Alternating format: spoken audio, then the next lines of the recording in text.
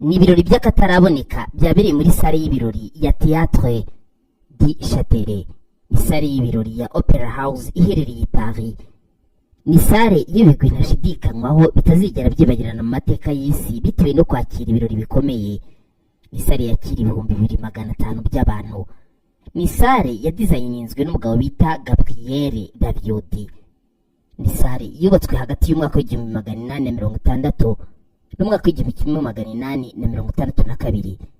Uramutse wumvise igihe yubakiwe wakumva ko ari sale yubatse mu buryo bushaje, ariko ni sale yubatswe mu buryo bugezweho kandi nimwe mu masale akomeye mu gihugu cy'Ubufaransa. Iyi sale kuyinjiramo biba ari icyubahiro gihambaye kuko ufite aho uhuriye n'ibigwi ntagereranywa bitazigera byibagirana mu mateka y'isi. Nta muntu ushobora kwinjira muri iyi sale nko kuri uyu mugoroba uzi neza yuko utazwi cyangwa udafite ahantu uhuriye n'umuntu uzwi mu mupira w'amaguru ku isi. Ibirori byo gutanga Ballon d'Or ni ibirori biba bitegerejwe n'umuntu uwo ari we wese ku isi kuko ni ibirori bizi imboneka rimwe.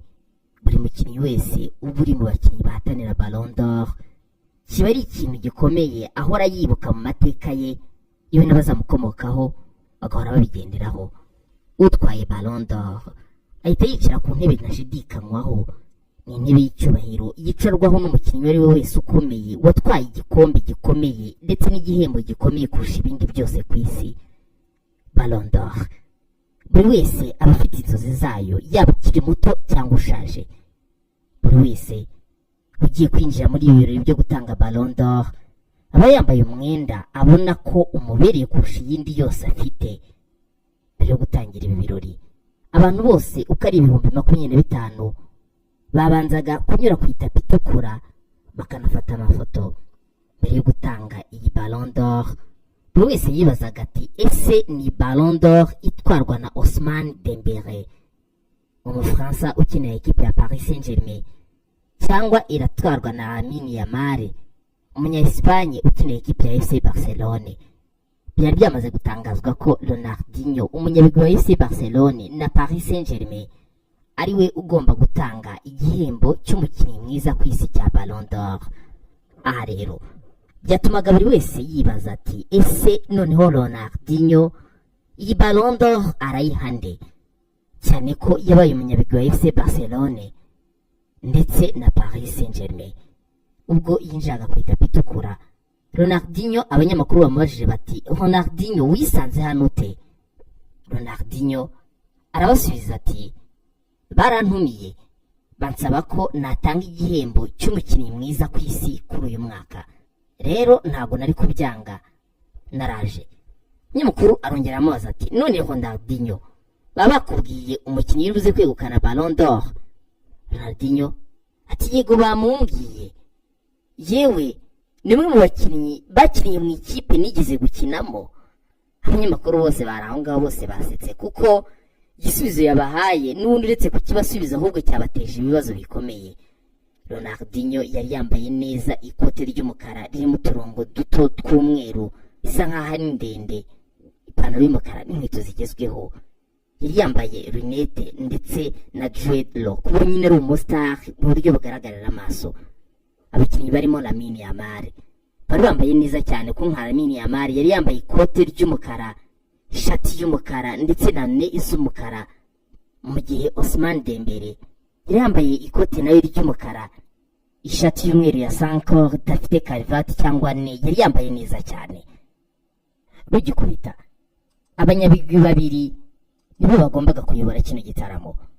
Birumvikana umunyamakurukazi w'ibigwi ntagereranywa bitazigera byibagirana mu mateka y'isi bamwita Kate Scott. Uyu ni umunyamakurukazi ukora ibiganiro bya sport kuri CBS Sports. Yagombaga kuyoborana ibi birori na Rudy Gullit. Uyu ni umunyabigwi wo mu ekipe atandukanye. Uyu yakiniye ekipe ya Feyenoord hagati y'umwaka w'1942 ayivamo mu mwaka w'1945.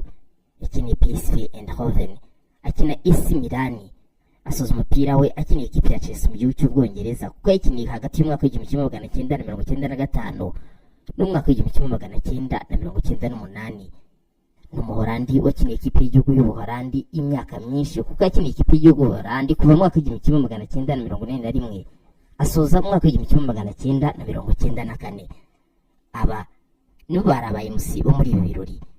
Bigikubita habanje guhembwa umukinnyi w'umwana wahize abandi, ni igihembo cyitwa Copa Trophy. Umukobwa bita Victor Lopez ni umunya-Espagne w'imyaka 19 ukinira ikipe ya FC Barcelone, yahise ahembwa nk'umukinnyi muto w'umugore wahize abandi muri uyu mwaka w'2025. Lamine Yamal, umunya-Espagne ukinira ikipe ya FC Barcelone, ahembwa nk'umukinnyi mwiza ukiri muto wahize abandi muri uyu mwaka w'2025. Ako kanya bahise bahamagara Buffon ngo aze ahembe umunyezamu mwiza ku isi, maze Hannah Hampton, umwongereza ukinira ikipe ya Chelsea, ahembwa nk'umunyezamu mwiza kurusha abandi bose ku isi, mu gihe umutaliyani wakinaga ikipe ya Paris Saint-Germain ariko ubu ngubu ukinira ikipe ya Manchester City bita Gianluigi Donnarumma, ahembwa nk'umunyezamu wahize abandi mu banyezamu bose ku isi. Ikindi gihembo cyatanzwe ni umukinnyi watsinze ibitego byinshi kurusha abandi bose ku isi muri uyu mwaka w'2024-2025. Ni igihembo cyiswe Gerard Moura Trophy.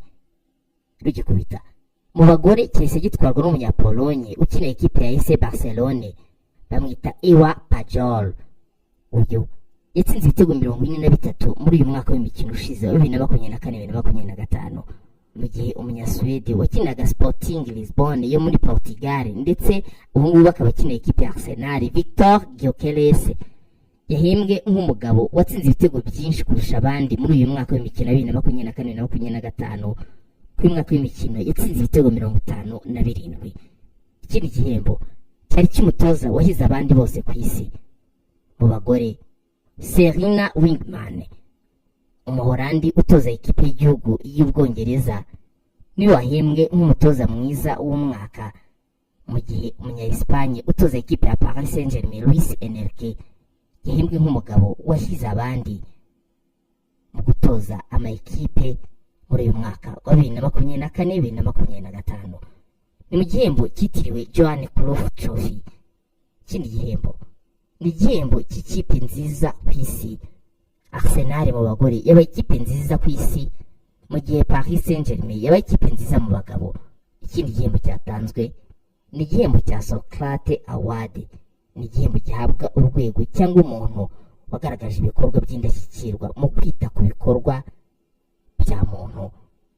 Ni igihembo cyahawe Zana Foundation, maze umwana wa Luis Enrique n'umukobwa we Luis Enrique Martinez aza gufata icyo gihembo.